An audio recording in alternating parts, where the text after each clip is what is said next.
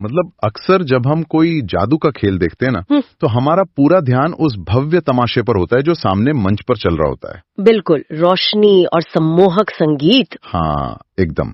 वो जादूगर की चमक दमक और वो सब इतना आकर्षक होता है कि हम बस उसी भ्रम में खो जाना चाहते हैं। कोई भी उस समय असल में ये नहीं सोचना चाहता कि उस जादूगर की आस्तीन में क्या छिपा है। सही बात है, और यही तो उस कला की सबसे बड़ी सफलता है। अगर मंच का तमाशा काफी बड़ा है तो पीछे की सच्चाई बड़ी आसानी से छिप जाती है। लेकिन अगर थोड़ा ध्यान से देखा जाए तो असली कहानी उस रोशनी में नहीं बल्कि उस अंधेरे में छिपी होती है। बिल्कुल, पर्दे के पीछे के उन धागों और तंत्रों में जो वास्तव में उस जादू को कंट्रोल कर रहे होते हैं। तो आज की हमारी इस डीप डाइव में हम एक ऐसे ही मंच के पीछे के धागों को समझने की कोशिश करेंगे। और ये मंच कोई और नहीं बल्कि हमारा अपना सिनेमा है। जी हाँ, आज हम जिस स्रोत सामग्री का विश्लेषण कर रहे हैं वो 14 मई 2026 को RMN न्यूज में राकेश रमन द्वारा प्रकाशित एक काफी विस्तृत रिपोर्ट है। और इस रिपोर्ट का शीर्षक ही अपने आप में बहुत कुछ कह देता है।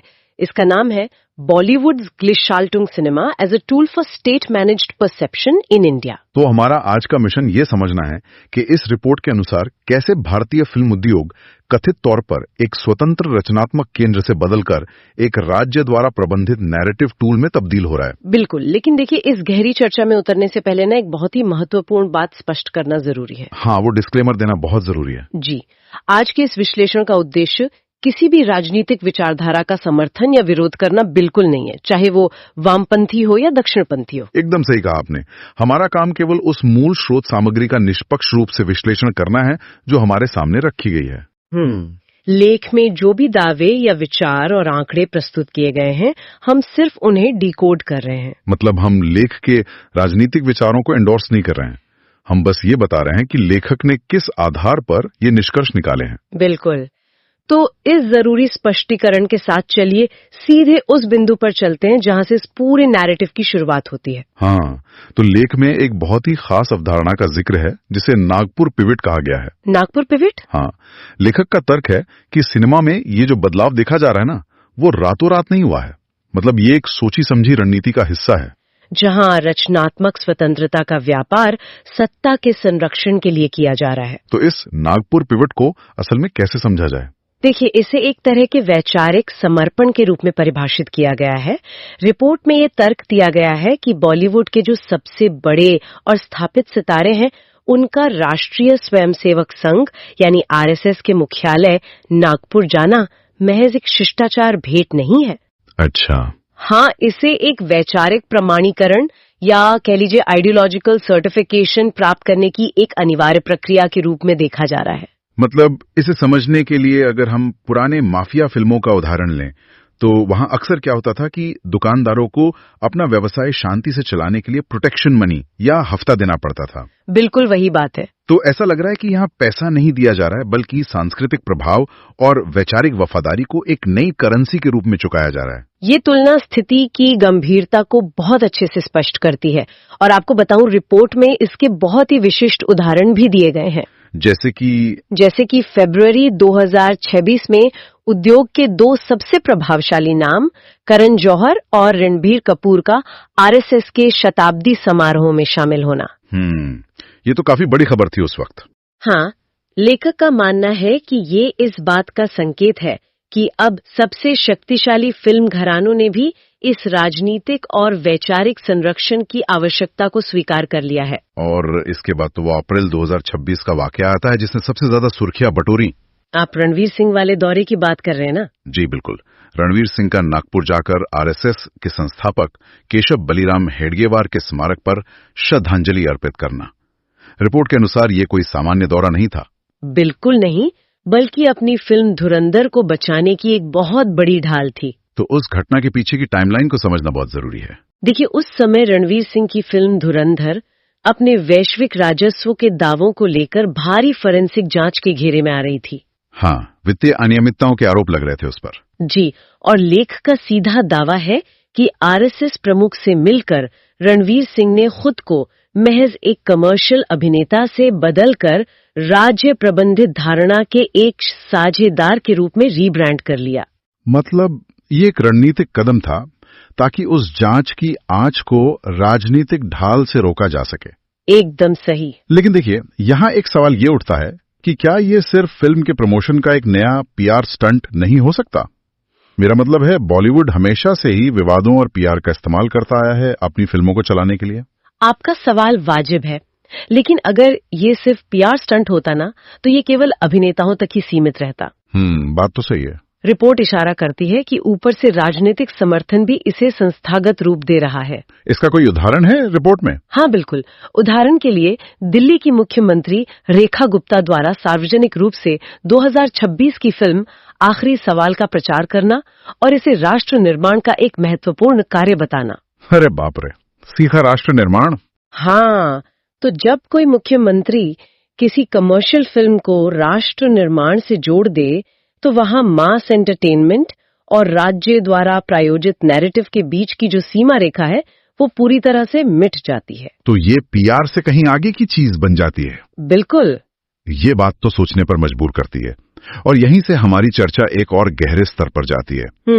मतलब जब किसी फिल्म मेकर को ये वैचारिक प्रमाणीकरण मिल जाता है, तो इसके बाद असल में किस तरह का सिनेमा पैदा होता है?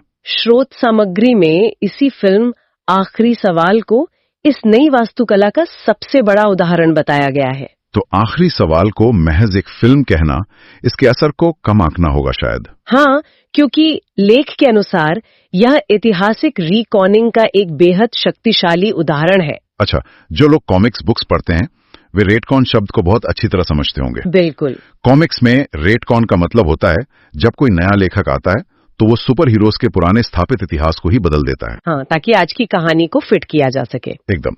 जैसे अचानक से किसी नई कॉमिक में बताया जाए कि कैप्टन अमेरिका शुरू से ही दुश्मनों का एजेंट था। ऐसा इसलिए किया जाता है ताकि आज की नई कहानी को सही ठहराया जा सके। और यहाँ भी बिल्कुल यही तकनीक अपनाई जा रही है, लेकिन कॉमिक्स के साथ नहीं, बल्कि देश के असली इतिहास के साथ। ये तो काफी चिंताजनक है। देखिए, राष्ट्रीय पुरस्कार विजेता निर्देशक अभिजीत मोहन वारंग द्वारा निर्देशित ये फिल्म राज्य द्वारा प्रबंधित इतिहास का एक सटीक टूल है, और इस पूरी प्रक्रिया में सेंसर बोर्ड यानी सीबीएफसी की भूमिका सबसे ज्यादा ध्यान खींचती है। सेंसर बोर्ड, वो कैसे? इस फिल्म को UA 16+ रेटिंग दी गई। एक मिनट, सेंसर बोर्ड का काम तो बस ये देखना है ना कि फिल्म में कोई आपत्तिजनक दृश्य तो नहीं है। एक UA 16+ रेटिंग इस पूरे रेट कॉनिंग के खेल में कैसे मदद करती है? देखिए, वो रेटिंग यहाँ एक मनोवैज्ञानिक उपकरण का काम कर रही है। अच्छा। हाँ, जब किसी ऐतिहासिक पृष्ठभूमि वाली फिल्म को ये विशिष्ट रेटिंग मिलती है, तो राज्य परोक्ष रूप से ये सुनिश्चित कर रहा होता है कि दर्शक इसे सिर्फ एक काल्पनिक मनोरंजन न समझे। ओह, मतलब वो इसे सीरियसली लें। बिल्कुल। ये रेटिंग इसे एक गंभीर और प्रामाणिक शैक्षिक दस्तावेज का आवरण पहना देती है। ये दर्शकों के दिमाग में डालता है कि ये इतिहास है, कोई कहानी नहीं। और इस आवरण को और भी ज्यादा भरोसेमंद बनाने के लिए जो रणनीति अपनाई गई है वो तो और भी कमाल की है। रिपोर्ट इसे फैमिली फीफ्टम यानी पारिवारिक प्रभुत्व वाले निर्माताओं का सहारा लेना कहती है। हाँ, बॉलीवुड के बड़े नाम जी, जैसे कि अमिताभ बच्चन के दामाद निखिल नंदा और सुनील दत्त के बेटे संजय दत्त इस फिल्म के निर्माता हैं। और अगर कलाकारों की बात करें तो खुद संजय दत्त और अमित साध और नमाशी चक्रवर्ती और समीरा रेड्डी जैसे नाम शामिल हैं। मतलब सीधे तौर पर उन चेहरों का उपयोग किया जा रहा है जिन्हें भारतीय दर्शक दशकों से एक पारिवारिक और भरोसेमंद ब्रांड के रूप में देखते आए हैं। और यही तो इस रणनीति की सबसे बड़ी सफलता है। फिल्म का जो मुख्य नैरेटिव है वो 1934 में महात्मा गांधी और KB हेडगेवार के बीच एक बहुत ही नाटकीय मुलाकात को स्थापित करना है, जो कि इतिहास में शायद वैसे नहीं हुई थी। जी, लेखक राकेश रमण का विश्लेषण है कि ये भारतीय स्वतंत्रता संग्राम के इतिहास में RSS को केंद्र में लाने की एक कोशिश है, खासकर ऐसे समय में जब संगठन को अंतर्राष्ट्रीय स्तर पर अपनी छवि को लेकर चुनौतियों का सामना करना पड़ रहा है। लेकिन मुझे इस पर थोड़ी शंका है। कैसी शंका? मतलब संजय दत्त जैसे स्थापित चेहरों का इस्तेमाल करके इतिहास को दोबारा लिखने की ये कोशिश असल में कितनी कारगर हो सकती है? क्या दर्शक इतने नासमझ हैं कि वे सिर्फ एक जाना पहचाना चेहरा देखकर नए इतिहास को सच मान लेंगे? देखिए, इस मशीनरी की ताकत दर्शकों की नासमझी में नहीं है। तो फिर किसमें है? इसकी ताकत परिचय के मनोविज्ञान यानी साइकोलॉजी ऑफ फेमिलियरिटी में छुपी है। जब एक परिचित चेहरा जिस पर दर्शक सालों से किसी न किसी रूप में भरोसा करते आ रहे कोई बात कहता है, तो आलोचनात्मक सोच की दीवार थोड़ी कमजोर हो जाती है। ये तो है। इसके अलावा फिल्म के मार्केटिंग का समय भी देखिए। फिल्म का टीजर हनुमान जी जन्मोत्सव के अवसर पर लॉन्च किया गया, जिसने देखते देखते 10 मिलियन व्यूज बटोरे थे। बिल्कुल। और लेख का स्पष्ट दावा है कि ये कोई संयोग नहीं था। तो क्या था? यह एक सोची समझी रणनीति थी ताकि धार्मिक भावनाओं और डिजिटल मैट्रिक्स को मिलाकर एक राष्ट्रीय सहमति का भ्रम पैदा किया जा सके। मतलब ये सब सुनकर ऐसा लगता है कि नैरेटिव सेट करने का काम तो एकदम परफेक्शन के साथ हो रहा है, लेकिन एक बहुत ही व्यावहारिक सवाल उठता है मेरे मन में। पूछिए। मान लीजिए कि ये नैरेटिव वाली फिल्में दर्शकों को स्वाभाविक रूप से पसंद ही नहीं आ रही हैं, लोग थिएटर नहीं जा रहे हैं इन्हें देखने, तो भी ये फिल्में बॉक्स ऑफिस पर इतनी बड़ी ब्लॉकबस्टर कैसे साबित हो जाती हैं? और यहीं पर लेख का वो हिस्सा आता है जो सीधे तौर पर एक संस्थागत धोखाधड़ी के तंत्र की बात करता है, जिसे लेखक ने बॉक्स ऑफिस माफिया कहा है। Box office mafia? जी, ये इस पूरे विश्लेषण का सबसे तकनीकी और शायद सबसे चिंताजनक हिस्सा है। लेख एक क्लोज्ड लूप सिस्टम का वर्णन करता है जो पूरी तरह से डेटा करेंसी फ्रॉड पर चलती है। Data currency fraud? हाँ, ये समझना जरूरी है कि ये सिर्फ टिकटों की हेराफेरी नहीं है, ये एक पूरा इकोसिस्टम है। तो ये इकोसिस्टम असल में काम कैसे करता है? क्योंकि एक आम दर्शक तो यही सोचता है ना कि अगर फिल्में 1000 करोड़ कमाए हैं तो लोग उसे देखने गए होंगे। इस भ्रम को बनाए रखने के लिए 4 मुख्य परतें काम करती हैं। अच्छा। पहली परत है आरएसएस और राज्य का राजनीतिक संरक्षण, जो ये सुनिश्चित करता है कि कोई भी घरेलू वित्तीय ऑडिट या सरकारी एजेंसी इन फिल्मों के असली बॉक्स ऑफिस आंकड़ों की जांच ही न करे। ठीक है, और दूसरी परत? दूसरी परत है वो फैमिली फीफ्डम, जिसके बारे में हमने अभी बात की, जो इस पूरे ऑपरेशन को एक प्रतिष्ठित फिल्मी आवरण देते हैं ताकि सब कुछ सामान्य लगे। और इसके बाद शायद तीसरी परत आती है जो असल में पर्दे के पीछे का सारा खेल खेलती है, गोस्ट डिस्ट्रीब्यूटर्स। बिल्कुल, गोस्ट डिस्ट्रीब्यूटर्स। लेख में मूवी गोअर्स एंटरटेनमेंट जैसी कंपनियों का नाम लिया गया है, लेकिन एक बात बताइए, ये गोस्ट डिस्ट्रीब्यूटर्स असल में करते क्या हैं? क्या वे बस एक्सेल शीट पर फर्जी नंबर लिख देते हैं? ये उससे थोड़ा ज्यादा जटिल है। कैसे? देखिए, ये वो कंपनियां हो सकती हैं जो शायद जमीनी स्तर पर दर्शकों के लिए कोई फिल्म रिलीज ही नहीं कर रही हो, लेकिन वो सिस्टम में थोक में खाली थिएटर्स की बुकिंग दिखाती हैं। ओह, मतलब सीटें बुक हैं पर हॉल खाली हैं। एकदम। या फिर वे डिजिटल रूप से फर्जी टिकट बिक्री का डेटा जनरेट करती हैं और फिर ये फर्जी डेटा सीधे ग्लोबल ट्रैकर्स को फीड किया जाता है, जो कि इस सिस्टम की चौथी और सबसे महत्वपूर्ण परत है। ग्लोबल ट्रैकर्स जैसे कॉमस्कोर और IMDb। जी हाँ। लेख का दावा है कि ये अंतर्राष्ट्रीय प्लेटफॉर्म बिना किसी ऑडिट या क्रॉस चेकिंग के इन फर्जी आंकड़ों को स्वीकार कर लेते हैं। और इसे ही लेखक ने इन्फॉर्मेशन पॉइजनिंग का नाम दिया है। Information poisoning. और इसका सबसे बड़ा और पुख्ता सबूत फिल्म धुरंधर का फोरेंसिक ऑडिट है ना? बिल्कुल। हाल ही में ज़ेनोडो जैसे प्रतिष्ठित साइंटिफिक रिसर्च प्लेटफॉर्म पर एक विस्तृत फोरेंसिक ऑडिट पब्लिश हुआ था। इस फिल्म के वितरकों ने बड़े गर्व से दावा किया था कि इसने विश्व स्तर पर 1723 करोड़ रुपए का राजस्व कमाया है। मतलब लगभग $184 मिलियन। जी, लेकिन उस ऑडिट ने परत दर परत ये साबित कर दिया कि ये आंकड़े पूरी तरह से फर्जी और असत्यापित और कृत्रिम रूप से बढ़ाए गए थे। ये तो बिल्कुल कॉर्पोरेट दुनिया के उन बड़े घोटालों की याद दिलाता है जहां कंपनियां अपने बही खातों में हेराफेरी करती हैं, जिसे बुक कुकिंग कहा जाता है। एकदम सही तुलना है। मुनाफे को कई गुना बढ़ाकर दिखाया जाता है ताकि बाजार में कंपनी की धाक जम जाए। यहाँ सिनेमा के साथ बिल्कुल वही हो रहा है। बिल्कुल। लेकिन ये सुनकर ना एक बहुत ही तीखा सवाल जहन में आता है। क्या? अगर एक रिसर्चर फोरेंसिक ऑडिट करके इस 1723 करोड़ के सफेद झूठ को पकड़ सकता है, तो कॉमस्कोर और IMDb जैसे इतने बड़े और संसाधनों से भरे ग्लोबल ट्रैकर्स इसे क्यों नहीं पकड़ पाते? क्या वे जानबूझकर आंखें मूंद लेते हैं? देखिए, रिपोर्ट का मानना है कि ये वैश्विक प्लेटफॉर्म इस संस्थागत धोखाधड़ी में अनजाने ही सही पर भागीदार बन चुके हैं। अनजाने में कैसे?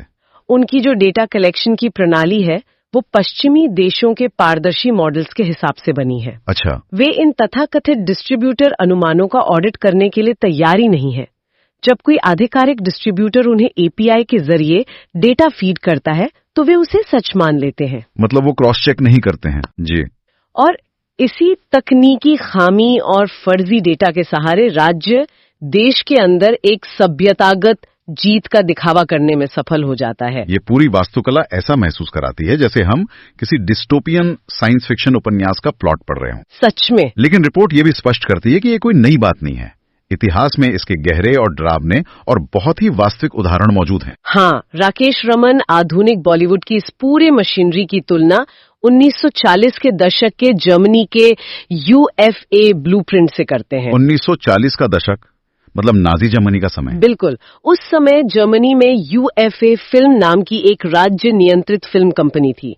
वहां राज्य ने एक प्रक्रिया अपनाई थी जिसे ग्लाइशाल्टुंग कहा जाता था, जिसका सीधा अर्थ है जबरदन समन्वय। जी, फोर्सिबल कोऑर्डिनेशन, यानी समाज की हर संस्था और हर कला को राज्य के विचारधारा के साथ बलपूर्वक जोड़ देना। बाप रे। लेखक का विश्लेषण है कि आज भारतीय सिनेमा में ठीक वही ब्लूप्रिंट लागू किया जा रहा है। और उस ब्लूप्रिंट के तहत मुख्य रूप से 3 रणनीतियां काम करती हैं।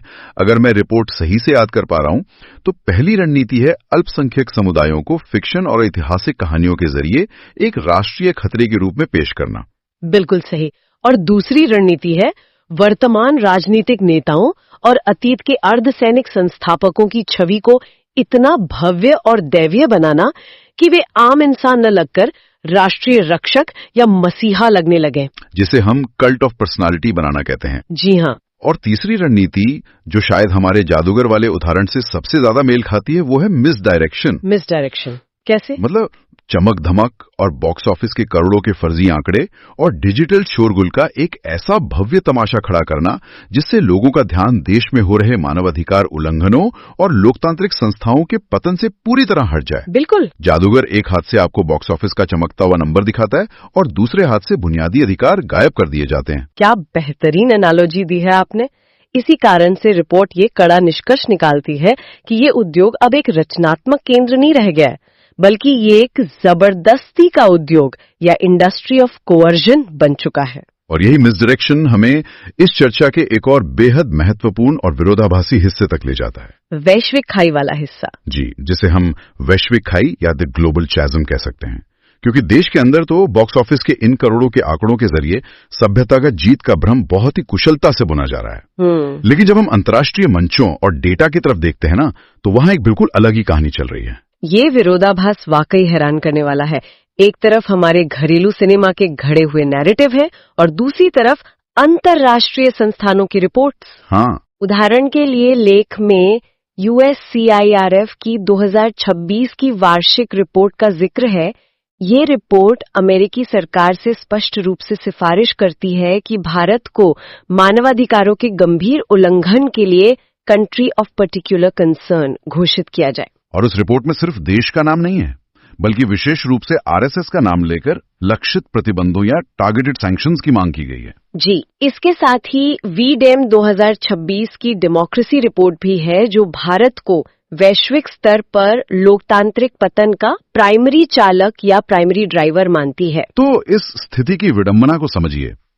अंतर्राष्ट्रीय समुदाय जिस संगठन को मानवाधिकारों के नजरिए से एक ग्लोबल पराया या कह लें वैश्विक रूप से अछूत घोषित करने और उस पर प्रतिबंध लगाने की तैयारी कर रहा है, भारत के सबसे बड़े बॉलीवुड आइकॉन्स उसी व्यवस्था के सामने झुक रहे हैं। बिल्कुल, जैसे शाहरुख खान और सलमान खान और आमिर खान जैसे बड़े सुपरस्टार्स। ये तो बहुत अजीब बात है। बहुत अजीब है। मतलब जो सितारे दुनिया भर में मशहूर हैं, जिनका इतना बड़ा ग्लोबल असर है, वे देश के अंदर ऐसी विचारधारा का समर्थन करते हुए या उनके सामने वफादारी का प्रदर्शन करते हुए दिखते हैं। लेकिन देखिए, इस रिपोर्ट के मुताबिक ये कोई स्वेच्छा से किया गया प्रदर्शन नहीं है। तो फिर क्या है? मजबूरी? हाँ, राज्य की जांच एजेंसियों से खुद को बचाने के लिए सत्ता के करीब दिखना या प्रधानमंत्री को सार्वजनिक रूप से जन्मदिन की बधाई देना, ये सब उसी बचाव रणनीति का हिस्सा है। तो क्या इसका मतलब ये है कि ये सुपरस्टार जिन्हें आम जनता इतना शक्तिशाली और अजेय मानती है, वे वास्तव में शक्तिशाली हैं ही नहीं? रिपोर्ट तो यही इशारा करती है। बल्कि वो अपनी ही प्रसिद्धि और अपनी ही स्टारडम के बंधक बन चुके हैं। देश के अंदर तो उन्हें उस राष्ट्रवाद और देशभक्ति का चेहरा बनना पड़ता है, लेकिन अंतर्राष्ट्रीय स्तर पर वो एक ऐसी व्यवस्था का हिस्सा बन रहे हैं जिसे ग्लोबल रिपोर्ट्स कटघरे में खड़ा कर रही हैं। यह एक बहुत ही सटीक अवलोकन है। राइट। और इसीलिए लेखक राकेश रमन इस बात पर जोर देते हैं कि 1600 करोड़ के फर्जी बॉक्स ऑफिस आंकड़े इस अंतर्राष्ट्रीय फोरेंसिक वास्तविकता को ढक नहीं सकते। भारतीय सिनेमा अब केवल मनोरंजन का साधन नहीं रहा, बल्कि ये भारत के लोकतांत्रिक पतन की अंतिम फ्रंट लाइन बन चुका है। अगर हम इस पूरी विस्तृत चर्चा के सार को समझे ना, तो एक बात बहुत स्पष्ट रूप से उभर कर आती है। क्या? इस स्रोत सामग्री के अनुसार सिनेमा अब वो नहीं रहा जिसे हम फ्राइडे नाइट को बस रिलैक्स करने के लिए देखते थे। बिल्कुल नहीं। ये एक स्टेट मैनेज साइऑप यानी राज्य द्वारा प्रबंधित मनोवैज्ञानिक अभियान का रूप ले चुका है। और देखिए, ये विश्लेषण इसलिए मायने रखता है क्योंकि जो कुछ भी पर्दे पर दिखाया जा रहा है और जिस तरह से इंफॉर्मेशन पॉइजनिंग के जरिए फर्जी डेटा परोसा जा रहा है, वो धीरे धीरे हमारे समाज की सामूहिक सोच और देश के लोकतंत्र की दिशा को तय कर रहा है। सच में, जब जानकारी का इतना बड़ा ओवरलोड हो ना, तो आलोचनात्मक सोच या क्रिटिकल थिंकिंग के बिना हम सिर्फ एक भीड़ बनकर रह जाते हैं। बिल्कुल सही कहा आपने। और इस पूरी बातचीत ने मेरे दिमाग में एक बहुत ही गहरा और बेचैन करने वाला सवाल पैदा कर दिया है। अच्छा, वो क्या? हमने बात की कि कैसे आज कॉमस्कोर और IMDb जैसे ग्लोबल डेटाबेस को इंफॉर्मेशन पॉइजनिंग के जरिए इतनी आसानी से मैनिपुलेट किया जा रहा है। हाँ, ये तो हमने देखा। अगर ये इतनी आसानी से हो रहा है तो जरा कल्पना कीजिए कि आज से 50 या 100 साल बाद क्या होगा।